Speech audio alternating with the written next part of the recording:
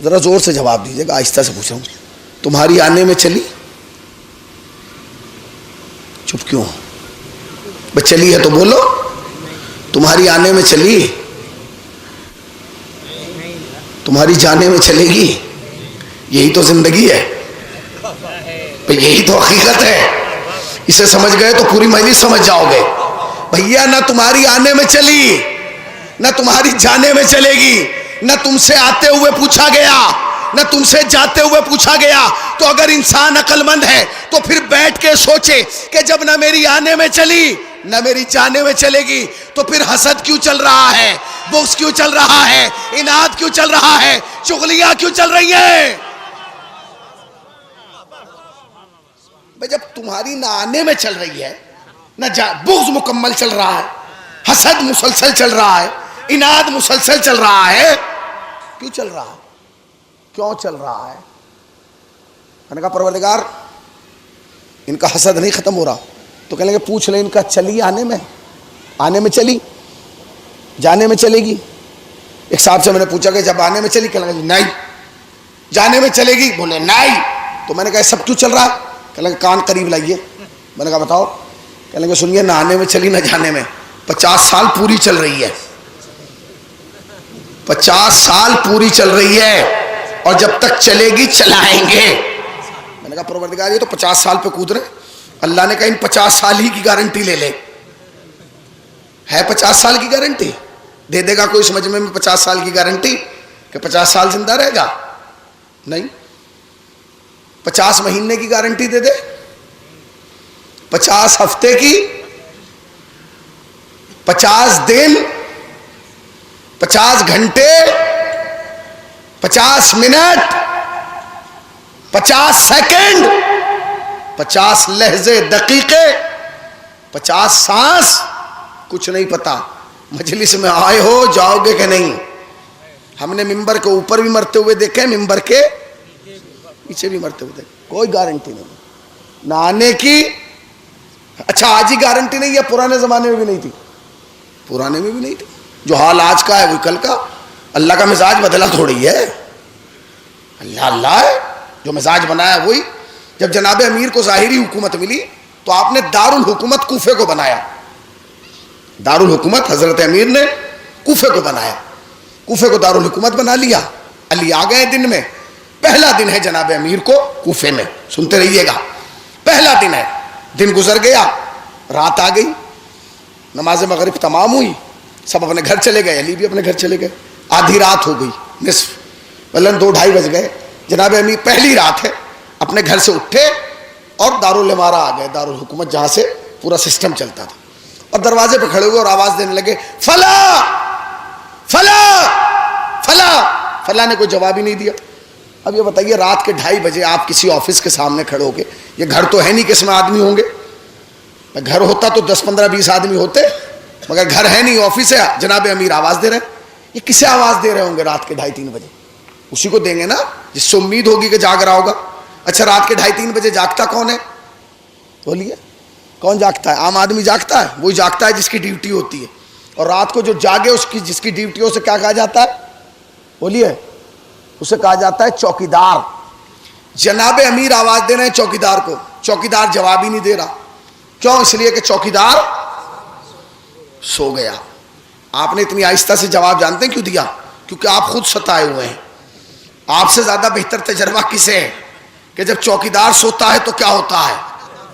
ہم سے پوچھو, ہم بتائیں گے. ہمیں معلوم ہے, ہمیں تجربہ ہے. ہم جانتے ہیں کہ اگر گھر کا چوکیدار سو جائے تو گھر برباد ہو جاتا ہے, شہر کا چوکیدار سو جائے تو شہر برباد ہو جاتا ہے, خاندان کا چوکیدار سو جائے تو خاندان برباد ہو جاتا ہے, صوبے کا چوکیدار سو جائے تو صوبہ برباد ہو جاتا ہے, ملک کا چوکیدار سو جائے تو ملک برباد ہو جاتا ہے, اور اگر عقیدے کا چوکیدار سو جائے تو آخرت برباد ہو جاتی ہے. صلوات پڑھے پر محمد وآل محمد پر. چوکیدار نہیں سونا چاہیے. چوکیدار, ارے مولانا چوکیدار, وہ چوکیدار نہیں سونا چاہیے. چوکیدار اگر سو گیا نا مسئلہ خراب ہو جائے گا. مولانا کون سے چوکیدار کی بات کریں, ہم نے تو رکھا ہوا ہی نہیں. آپ نے نہیں رکھا, اللہ نے آپ کے اندر ایک چوکیدار بٹھایا ہوا ہے. کہا یہ چوکیدار نہیں ہے, चौकीदार अंदर है, उसकी अलामत क्या है? उसकी अलामत यह है कि जैसे ही आप कोई अच्छा काम करते हैं तो अंदर से कहता है शाबाश, बहुत अच्छा किया, और जब आप कोई गलत काम करते हैं तो अंदर से मलामत करता है, तूने बहुत बुरा किया। बस जब तक वो जाग रहा है ना और ये आवाज आ रही है कि तूने बहुत बुरा किया, तो समझो हिदायत के दरवाजे खुले हुए हैं। जिस दिन ये आवाज आना बंद हो जाए, समझ लो कि हिदायत के दरवाजे, वो चौकीदार नहीं सोना चाहिए। वो जो परवरदिगार आलम ने हमारे अंदर चौकीदार रखा है, वो नहीं सोना चाहिए। ये सो रहा था, जनाब अमीर ने आवाज दी, फला, उसने जवाब नहीं। जनाब अमीर पहुंचे, दक्कुल बाब किया, इसने दरवाजा खोला, बाहर निकला, जनाब अमीर सामने खड़े। पहली रात है, अभी दिन गुजरा है, पहली रात, आंखें मलता हुआ आया। जुमला कह दूं, चौकीदार पुराना था, अली नए थे। फिर सुन लीजिए, तुम्हारे सुनने पे सलाम है।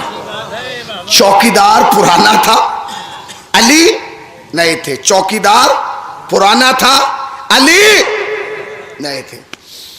आए, आंखें मलता हुआ है, मौला आप आधी रात आप आ गए, खैरियत? कैसे आना हुआ?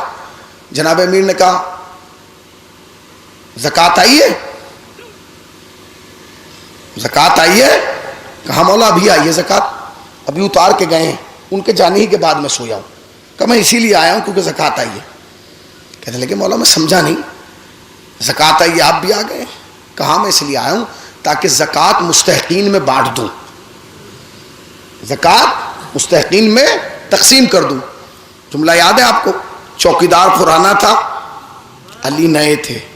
चौकीदार पुराना था, अली नए थे। चौकीदार पुराना था, अली नए थे। चौकीदार पुराना था, अली नए थे। चौकीदार पुराना था, अली नए थे। जब अली ने कहा ना मैं ज़कात बांटने आया हूं, उसने आंखें मल के हैरत भरी निगाहों से जनाब अमीर का चेहरा देख के कहा मौला क्या ज़कात भी बंटती है? पता नहीं कहां बैठे हैं, मैं क्या कह गया, जरा जागिए भाई। मौला क्या ज़कात भी बंटते हैं? चौकीदार पुराना था, अली नए थे। चौकीदार पुराना था, अली नए थे। चौकीदार का ये कहना क्या ज़कात भी बंटती है, पुरानी तमाम शख्सियतों का एक्सरे कर गया और बता गया कि पुराने वालों में और अली में फर्क ये है, पुराने वाले बटोरने आए थे, अली बांटने आया है। बिखर के नहीं मिलके।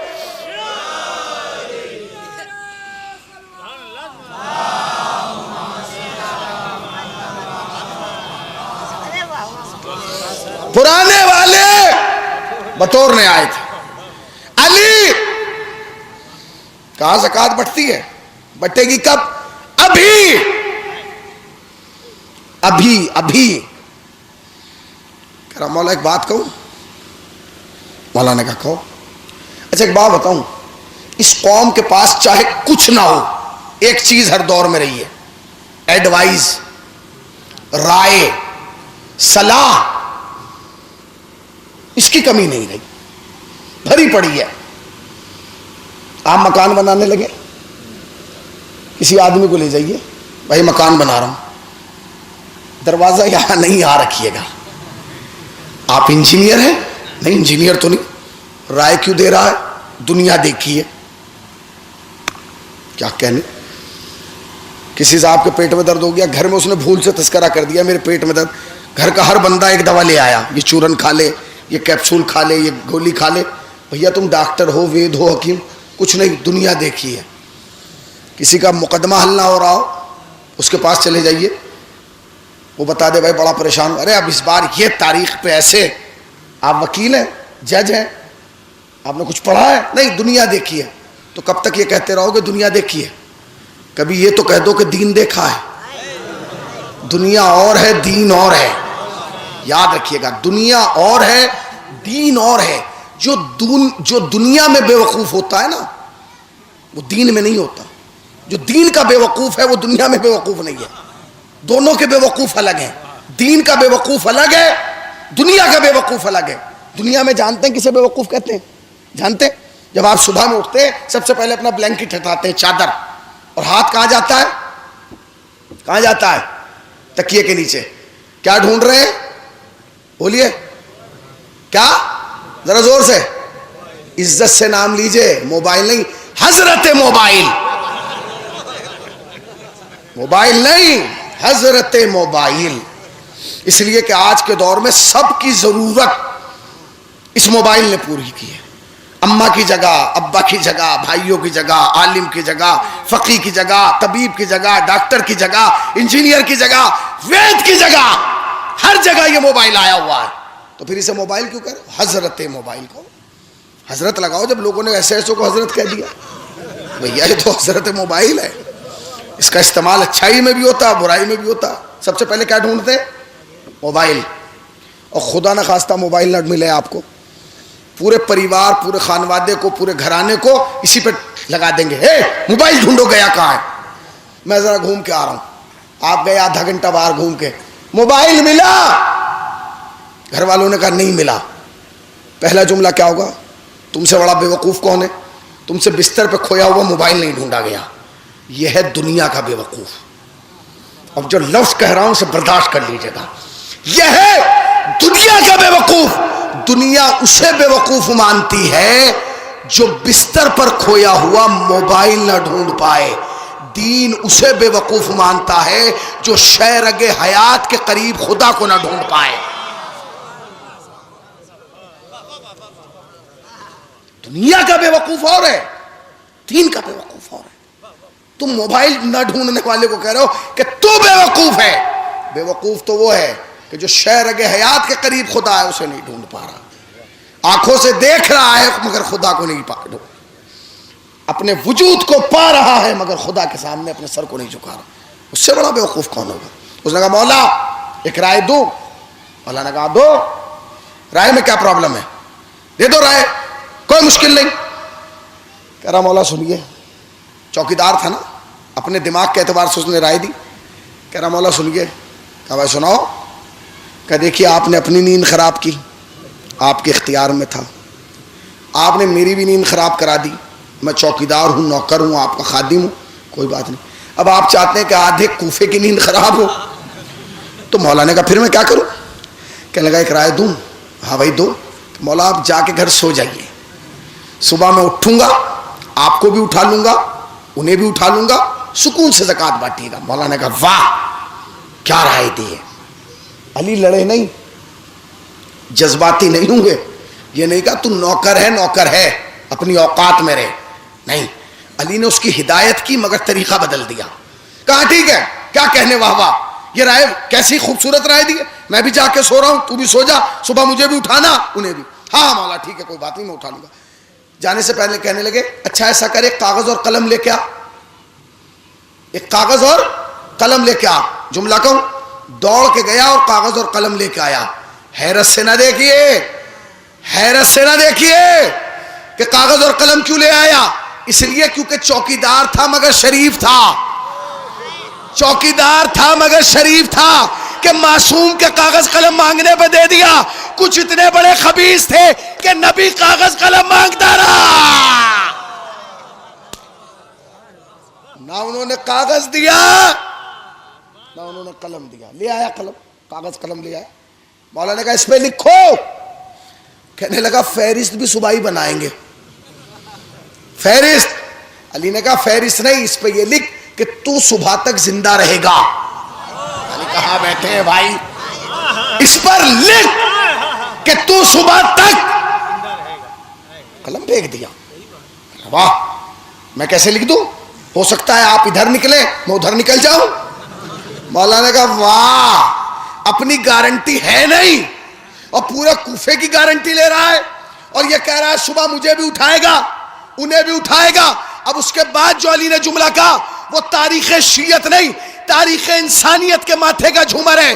علی نے اس چوکیدار کی طرف متوجہ ہو کے کہا اور چوکیدار یاد رکھ، اگر صبح ہونے سے پہلے ان میں سے ایک بھی مر گیا جس کا حق زکوٰۃ میں، تو زندہ رہ سکتا ہے، علی زندہ نہیں رہے گا۔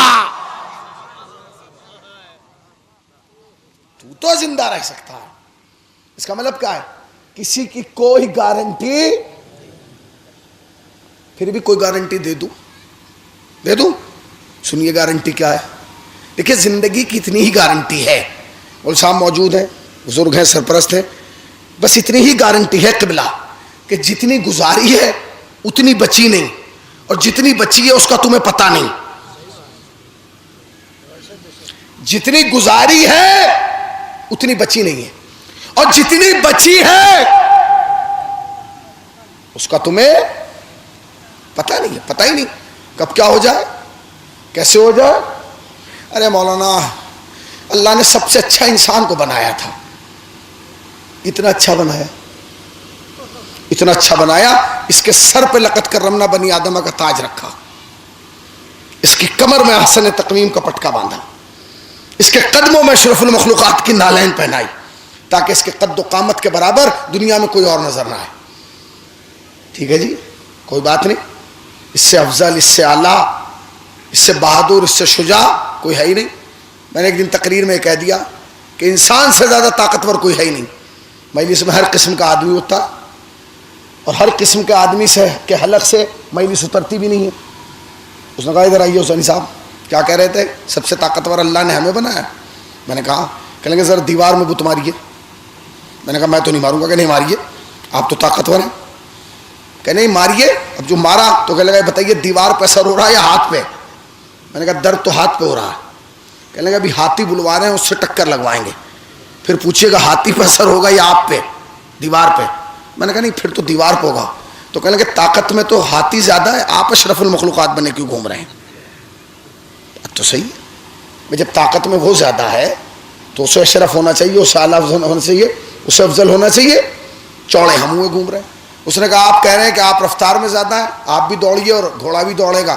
آپ دوڑیں گے 2 کلومیٹر آپ جائیں گے, اور گھوڑا 10 کلومیٹر دوڑے گا نارمل, تو اشرف تو اسے ہونا چاہیے. آپ کیوں کود رہے ہیں؟ ہیبت میں آپ زیادہ ہیں یا شیر؟ پورا جلال پور یہاں کے ٹہلنے لگے, آپ کو کوئی فرق پڑے گا؟ مگر پتہ چل جائے کہ باہر ایک کربلا کے درگاہ کے باہر ایک شیر نظر آیا, حالات کیا ہوں گے بیان نہیں ہو سکتے. بس یہ ہے کہ ایک آدمی دوسرے آدمی سے پہلے کوشش کرے گا کہ یہاں سے فوراً فرار اختیار کیا جائے, تو سب کچھ ہو. اور کہنے لگے کہ زہر آپ میں زیادہ ہے یا سانپ میں؟ میں نے کہا زہر تو سانپ میں زیادہ ہے. تو کہنے لگے پھر آپ اشرف کیوں ہیں؟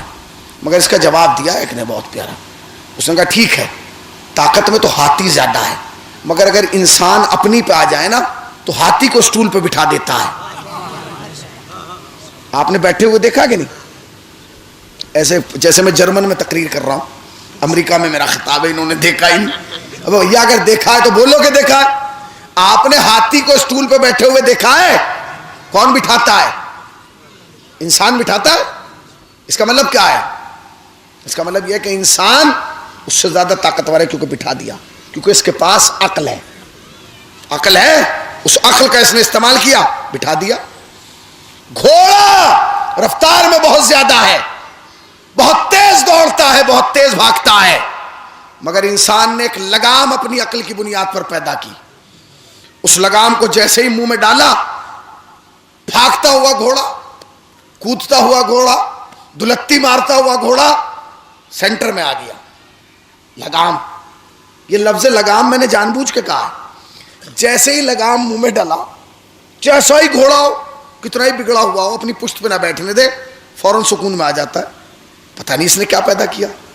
سنیے, یہ جو دین ہے نا یہ ایک لگام ہے.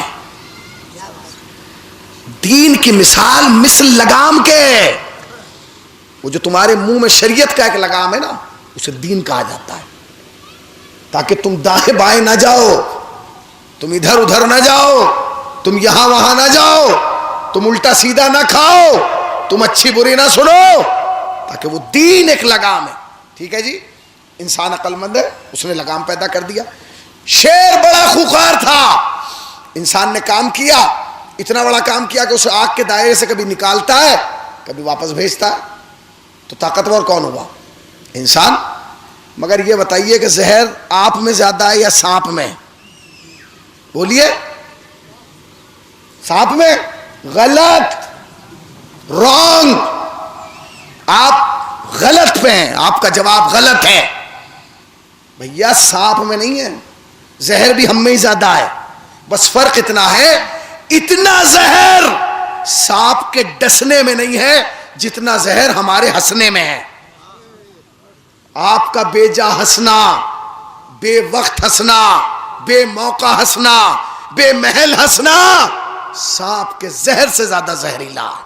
اس لیے کہ بے جا ہنسنا کسی کی شخصیت کو ختم کر سکتا ہے، کسی کے وقار کو ختم کر سکتا ہے، کسی کے منصب کو ختم کر سکتا ہے، کسی کی حیثیت کو ختم کر سکتا ہے. اسی لیے اسلام نے کہا کہ تم ہنسنا تو سوچ سمجھ کے ہنسنا، کہیں ایسا نہ ہو کہ تیرے ہنسنے میں سانپ کے ڈسنے سے زیادہ زہر ہو. اپنی ہنسنے، جو اسلام تمہیں ہنسنے کی اجازت ڈھنگ سے نہیں دے رہا ہے کہ ہنسو تو سوچ سمجھ کے ہنسنا، بے وجہ نہ ہنس لینا، کوئی تمہارا ہنسنا شخصیت کو نہ ختم کرنا. سب کچھ تو انسان کو دے دیا، ایک چیز نہیں دی. وہ چیز جانتے کیا ہے؟ اسے یہ نہیں بتایا کہ اسے مرنا کب ہے. یہ جہاز میں اڑ رہا، جہاز اڑ بھی رہا ہے، اڑا بھی رہا ہے اور اس میں بیٹھا بھی ہے، مگر یہ نہیں پتا کہ موت کب آنا ہے. یہ ٹرینوں میں سفر کر رہا ہے مگر اسے یہ نہیں پتا کہ موت کب آنا ہے. یہ فٹ بال کھیل رہا ہے مگر اسے یہ نہیں پتا کہ موت کب آنا ہے. بس ایک واحد چیز ایسی ہے جو اس کے علم سے باہر ہے. اگر اسے یہ پتا ہوتا کہ مجھے کب مرنا ہے، یہ کسی کے کنٹرول میں نہ آتا. سن لیجئے، اے پروردگار کتنا اچھا ہوتا جب تو نے ہمیں اس دنیا میں بھیجا تھا تو ایک ایوریج رکھ کے بھیجتا کہ جو بھی اس دنیا میں آیا ہے 100 سال سے پہلے نہیں مرے گا. اللہ نے کہا میں کمپنی تھوڑی کھول رہا ہوں کہ پیٹرول کی 15 سال چلے گی اور ڈیزل کی 10 سال. میں نے انسان بنایا ہے، اپنی مرضی سے بھیجا ہے، اپنی مرضی سے بلاؤں گا. اچھا ٹھیک ہے پروردگار، کم سے کم تو نے سب کی ایک ایج نہیں رکھی تو ایسا کر دیتا سب کی الگ الگ رکھتا، مگر اتنا کرتا کہ ہر پیدا ہونے والے بچے کے ہاتھ پر ڈیٹ لکھی ہوتی، 70 سال، 50 سال، 80 سال، 85 سال. سچ بتائیے کیا اللہ ایسا کر نہیں سکتا تھا؟ کر سکتا تھا؟ ہو سکتا تھا ایسا؟ اب آپ کو اس پہ بھی یقین نہیں ہے. ارے بھائی ایسا ہو سکتا تھا کہ نہیں؟ ہو سکتا تھا. اللہ چاہتا تو ایسا بھی کر دیتا کہ ہر پیدا ہونے والے بچے کے ہاتھ پر اس کا ٹائم لکھا ہوتا کتنا جیے گا. مگر اگر ایسا ہوتا نا تو پھر حالت یہ ہوتی کہ جس گھر میں بچہ پیدا ہوتا گھر والے شکل بعد میں دیکھتے، ہاتھ پہلے دیکھتے. ٹائم کتنا لے کے آیا ہے، جیے گا کتنا. اور آپ یقین جانیں اگر انسان کو یہ پتا ہوتا نا کہ میرا یہ بچہ 15 سال کی عمر میں مر جائے گا، 20 میں، خدا کی قسم چاہے دنیا ادھر کی ادھر ہو جاتی اسکول نہ بھیجتا، اس پہ پیسہ خرچ نہ کرتا، کیونکہ اسے پتا ہوتا اللہ تمہارے مزاج سے واقف تھا. اللہ تمہارے مزاج سے واقف تھا کہ اگر میں نے یہ کر دیا تو یہ اپنی محبت کو بھی، جو اولاد کی محبت ہے، اسے بھی بالائے طاق رکھ دے گا. اس لیے اس نے اسے صیغہ راز میں رکھا کہ ٹھیک ہے اب تمہیں پتہ ہی نہیں کہ جس پہ ہم پیسہ لگا رہے ہیں، جس کو ہم MBBS بنا رہے ہیں، جیے گا کہ نہیں ڈگری تک، مگر آپ لگا تو رہے، محبت برقرار ہے. ہر بچے کی محبت برابر ہے، جو 20 سال میں مرنا ہے اس کی بھی، اور جو 32 سال میں مرنا ہے اس کی بھی، اور جو 52 سال میں مرنا ہے اس کی بھی، کیونکہ اللہ نے اسے صیغہ راز میں رکھا. نتیجہ کیا؟ نتیجہ یہ کہ موت آتی ہے بچے کو لے جاتی ہے، موت آتی ہے جوان کو لے جاتی ہے، موت آتی ہے بوڑھے کو لے جاتی ہے، موت آتی ہے شکم مادر سے لے جاتی ہے، موت آتی ہے آغوش مادر سے لے جاتی ہے، موت آتی ہے صحن خانہ سے لے جاتی ہے. کبھی کبھی تو ایسا ہوتا ہے کہ بچپن والے چلے جاتے ہیں اور 55 والے گھر میں رہ جاتے ہیں. ہوتا ہے کہ نہیں؟ ہوتا ہے. یہ کیا کرے بھائی، چل تو کسی کی بھی نہیں رہی. کس کی چل رہی ہے؟ جو اللہ سے بات کرے. ہماری نہیں چل رہی. مگر ایک نبی تھا جس کا نام ہی، لقب ہی کلیم اللہ تھا. پہنچ گئے طور پہ، موسیٰ کوئی سوال؟ ہاں پروردگار ایک سوال لے کے آیا ہوں. کیا سوال ہے؟ سوال یہ کہ جو تو نے موت بنائی ہے اس کا ایک وقت معین کیوں نہیں کیا؟ یہ بچے کو لے جا رہی ہے، جوان کو لے جا رہی ہے، بوڑھے کو لے جا رہی ہے، آغوش مادر سے لے جا رہی ہے، ایسے لے جا رہی ہے، ویسے لے جا رہی ہے. کوئی ٹائم ہی نہیں ہے، کوئی وقت ہی نہیں ہے، کوئی سسٹم نہیں ہے. اللہ نے کہا موسیٰ جب طور پہ آئے تھے تمہاری قوم کیا کر رہی تھی؟ کہیں گے پروردگار کھیتی کر رہی ہے، کاشتکاری کر رہی ہے. کہ کون سی فصل بونے جا رہے ہیں اب؟ کہ گیہوں. کہ تو تم یہاں کھڑے ہوئے کیا کر رہے ہو؟ جاؤ تم بھی گیہوں بو، چلے جاؤ. جناب موسیٰ طور سے آ گئے. کیا کروں؟ کہ ایسا کرو ایک زمین کا ٹکڑا لو، اسے تیار کرو اور اس پہ کھیتی کرنا. جناب موسیٰ نے وہ کھیتی کے لیے ٹکڑا چنا، اسے تیار کیا، اس میں ہل چلایا، اسے جوتا، آمادہ کیا، کیا کرے؟ کب اس میں گیہوں کا دانہ ڈال دو،